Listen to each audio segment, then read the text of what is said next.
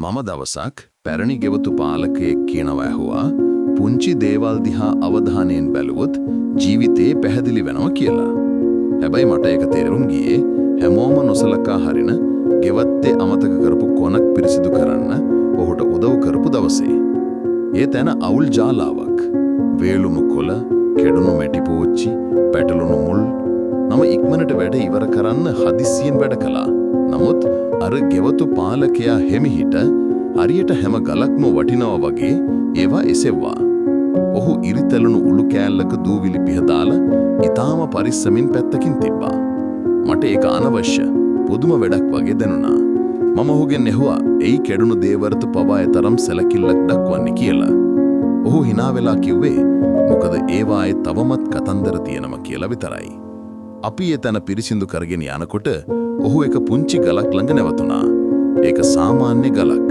අලු පාටයි, රළුයි, උඩින් පාට ඇබුවත් ගණන් නොගන්නා වර්ගයේ එකක්.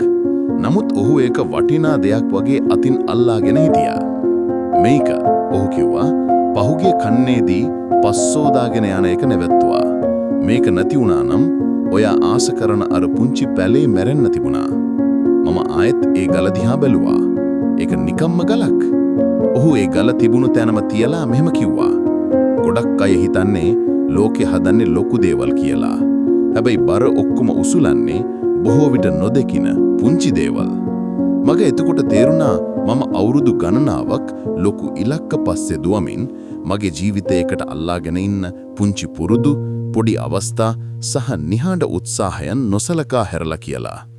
අපි වැඩ ඉවර කරනකොට ගෙවත්ත පිරිසිදු වුණායට විතරක් නෙවෙයි එය වෙනස් වුණා. හරියට රහසක් එලිදර වුණා වගේ. මම එතනින් අයින් වුණේ සරල නමුත් ගැඹුරු දෙයක් තේරුම් අරගෙනයි. කිසිම දෙයක් ඇත්තටම පුංචි නැහැ. සමහර වෙලාවට අපි නොසලකා හරින දේවල් තමයි අපිව ඔසවාගෙන ඉන්නේ. විශිෂ්ටත්වය සොයනකොට නෙවෙයි අපිව නිහඬව තබාගෙන ඉන්න දේ හඳුනා ගන්න ඉගෙන ගන්නකොට තමයි ජීවිතේ පැහැදිලි වෙන්නේ.